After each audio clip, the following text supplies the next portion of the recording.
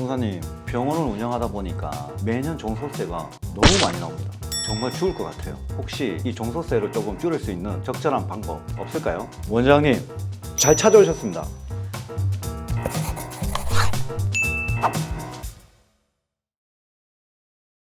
종합소득세 신고가 다가오면서 원장님들 고민이 많으실 텐데요. 세부담을 줄이기 위해 경비, 즉 쓰는 돈을 늘리는 것보다 다양한 세제 혜택을 활용하는 것이 가장 좋죠. 병원에서 적용 가능한 세액공제는 대표적으로 두 가지가 있습니다. 제가 차근차근 설명을 이제부터 드리겠습니다. 2026년 병원 원장님들의 종합소득세 제가 책임지겠습니다. 자, 첫 번째 통합고용세액공제가 뭐냐, 그거에 대해서 제가 설명드리겠습니다. 병원은 업종 특성상 일정 인원의 직원들이 필요합니다. 그렇기 때문에 다른 업종에 비해 병의원이 통합고용세액공제를 받기가 아주 용이하다고 생각합니다. 통합고용세액공제는 직원을 추가로 고용하는 경우에는 증가한 직원 한 명당 일정 금액을 세금에서 공제하는 제도죠. 하지만 고용이 감소하는 경우에는 공제받았던 세액이 추징되기 때문에 사후관리가 굉장히 까다로웠습니다. 하지만 2026년부터는 이 통합고용세액공제 적용 방식이 확 바뀌었습니다. 2026년도부터 새롭게 적용되는 통합고용세액공제는 고용이 감소되더라도 공제액 상당분이 추징되지 않습니다.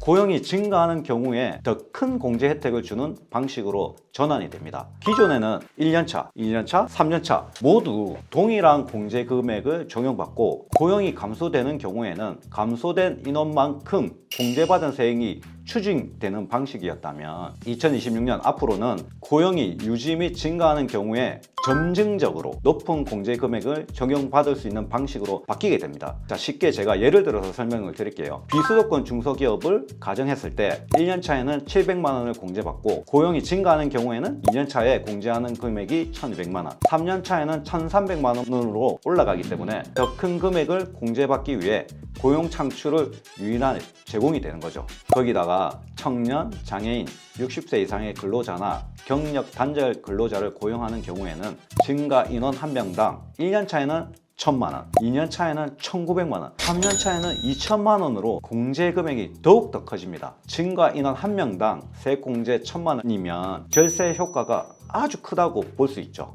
두 번째, 병원에서는 통합투자세액공제도 적용받을 수 있습니다. 특히 피부과나 성형외과 그리고 신경외과에서는 의료기기 매입이 많은데요. MRI, CT, 촬영기계, 엑스레이 기계 등 이 의료기기는 사업에 사용하는 유형 자산이기 때문에 통합투자세액공제를 적용받을 수 있는 대상 자산에 해당합니다. 통합투자세액공제는 중소기업을 기준으로 했을 때 해당 과세연도의 투자 금액의 10%를 세액에서 공제받을 수 있고, 해당 과세연도 투자 금액이 직전 3년 연평균 투자 금액을 초과하는 경우에는 초과 금액의 3%를 추가로 공제받을 수 있는 제도입니다. 자, 1000만 원을 주고 의료기기를 사면 세액공제를 통해 10%를 공제받을 수 있으니까 900만 원에 사는 격이죠. 특히 2025년도 신고 시에는 임시투자세액공제가 적용되기 때문에 한시적으로 조금 더 높은 공제율을 적용받을 수 있습니다. 기존 10%에서 조금 더 상향된 12%를 적용하고 직전 3년 연평균 투자액을 초과하는 금액에 대해서는 무려 10%를 추가로 공제받을 수 있습니다. 하지만 주의하셔야 할 점이 꼭 있는데요. 의료기기를 중고로 구매하거나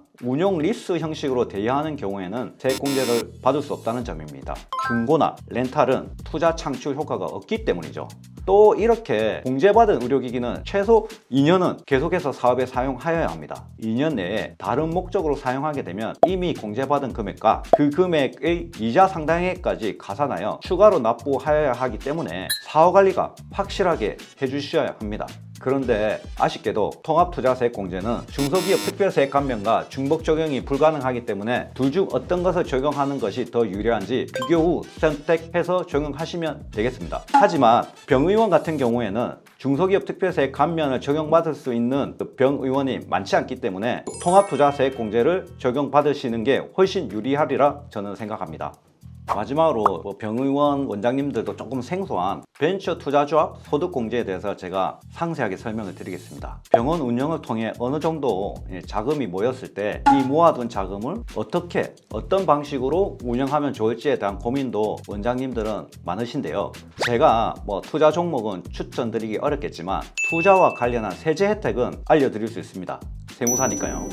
바로 벤처 투자 조합 소득공제라는 건데, 이 소득공제는 법인이 아닌 개인에게만 적용되는 거라 병의원 운영하시는 원장님들께도 딱 안성맞춤입니다. 벤처 투자 조합에 출자하거나 벤처 기업 투자 신탁의 수익증권에 투자하는 경우에는 투자 금액의 10%를 소득에서 공제받을 수 있습니다. 그런데 이렇게 간접적으로 벤처 기업에 투자하는 방식 말고 개인 투자 조합에 출자한 금액을 벤처 기업에 투자하거나 벤처 기업에 직접 투자하는 방식을 이용하면 금액 규모에 따라 투자액의 30%에서 최대 100%까지 소득공제 혜택을 볼 수 있습니다. 특히 이 개인 투자 조합은 벤처 투자 유형으로 벤처 인증을 받을 수 있는 적격 투자 기관에 해당하기 때문에 이를 활용해 개인 투자 조합 결성부터 벤처 기업 인증까지 연계가 가능합니다. 다만 이 공제 금액은 종합소득 금액의 50%를 한도로 하기 때문에 최대 종합소득 금액의 50%까지는 줄일 수 있다고 생각하시면 됩니다. 이 제도는 특이하게 공제 시기를 변경할 수 있는데요. 투자 후 2년이 되는 날에 속하는 과세연도까지 1개의 과세연도를 선택해서 공제를 받을 수 있습니다.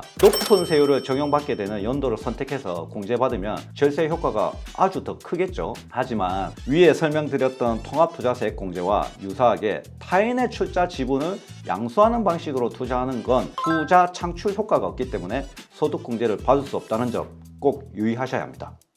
제가 오늘은 이렇게 병의원에서 활용 가능한 여러 가지 세액 공제들을 우리 원장님들께 설명을 드렸고, 조금 생소한 벤처 투자 조합 소득 공제까지 설명을 드렸습니다. 근데 아무래도 이 짧은 유튜브 영상으로는 다 다루지 못한 내용들이 많기 때문에 혹시 추가적으로 상담이 필요하시면 댓글이나 사무실로 문의 주시면 정성껏 상담 도와드리겠습니다. 이상 세무법인 엑스퍼트 창원점의 이주연 세무사였습니다. 감사합니다.